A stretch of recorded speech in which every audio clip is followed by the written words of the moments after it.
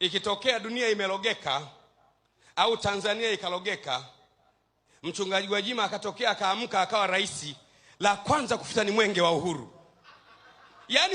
Yani naapishwa tu pale pale na nasema hakuna kitu kama mwenge wa uhuru. Kwa sababu tumia akili zako, lengo lake nini? Tangu mwenge huu uanze kuzunguka Tanzania nzima, wezi wameisha.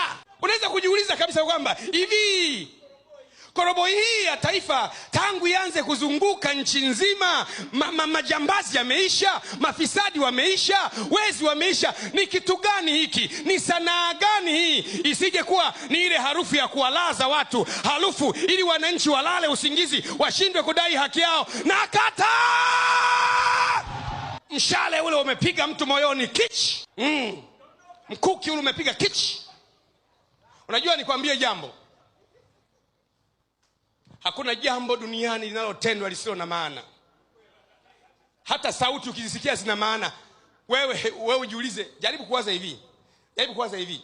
Hebu acha nitumie kutafakari kweli mwenge huu kazi yao ni kumulika wanyonyaji. Sawa Unaanza sasa kwa mfano unapita barabarani pale, wanyonyaji wako hapa, kwa mfano kama Kawe hapa. Unawafanyaje hao wanyonyaji? Yani unapita pale barabarani, mnyonyaji yuko hapa, mchungaji Gwajima yuko Kawe pale, na wenyewe unapita pale, unamulikaje? Unamfanyaje? Yani una miali kiasi gani ya kumfanya mnyonyaji mchungaji Gwajima wa Kawe umchome? Una nini? Na unaweza kujiuliza, kama hauna kitu, gharama zote hizi za mafuta yanayotumika na kuwalipa wafanyakazi na kulipa magari na padiem za wanaouendesha na kuwalipa askari gharama zote, kwani sisi ni wajinga? Sio wajinga. Ina maana yake. Na mimi nasema hivi kama mhubiri bwana, hapo huwezi kunirudisha nyuma. Mimi ni mhubiri wa Injili. Kila lisilokaa sawa, ambalo moyo wangu naliona aliko sawa, nalikanyaga kwa jina la Yesu, nalivunja kwa jina la Yesu. Hiyo ndiyo tofauti.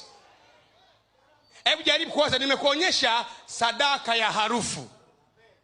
Sasa hii sadaka ya harufu, anayechukuaga sadaka hii nchi nzima, yeye huwa tunampa nini? Anayechukuaga sadaka hii nchi nzima, yani harufu nchi nzima, gharama nchi nzima, watu wanakwenda nchi nzima. Nani anakulaga? Nani anakula hii harufu hii? Nani anakula hii harufu? Na baada ya kula anatupa nini? Bongolala. Amen. Sasa ndiyo maana ya kafara. Kuna kafara ya nchi. Janja ya kutoka kuzimu, ufufuo na uzima, tunaigeuza janja ya kuzimu, tunairudisha ilikotoka, tunaipenda nchi yetu na watu wetu kwa jina la Yesu. Wapigwe!